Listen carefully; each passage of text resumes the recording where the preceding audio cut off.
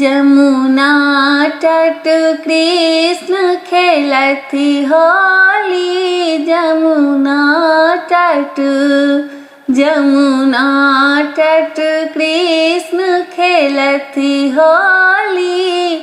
जमुना तट किनका के ओढ़न पियर पीताम्बर, किनका के पहिरन चिर साड़ी, किनका के पहिरन चिर साड़ी। जमुना तट कृष्ण खेलती होली। जमुना तट कृष्ण जी के ओढ़न पियर पीताम्बर, कृष्ण जी के ओढ़न पियर पीताम्बर।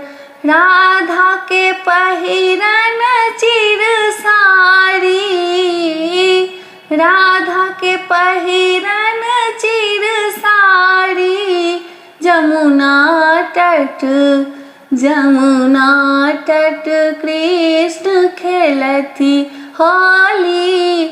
जमुना तट किनका के भोजन माखन मिसरी, किनका के भोजन माखन मिसरी। किनका के भोजन खीर पूरी, किनका के भोजन खीर पूरी। जमुना तट कृष्ण खेलती होली। जमुना तट कृष्ण जी के भोजन माखन मिसरी, कृष्ण जी के भोजन माखन मिसरी। राधा के भोजन खीर पूरी, राधा के भोजन खीर पूरी। जमुना तट कृष्ण खेलती होली। जमुना तट किनका के हाथ कनक पिचकारी, किनका के हाथ कनक पिचकारी।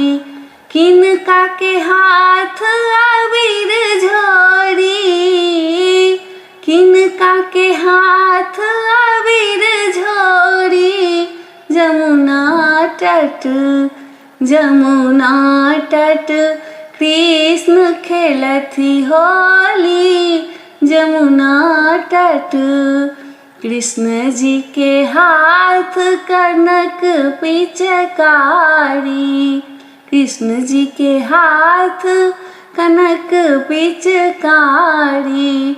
राधा के हाथ अबीर झोरी, राधा के हाथ अबीर झोरी।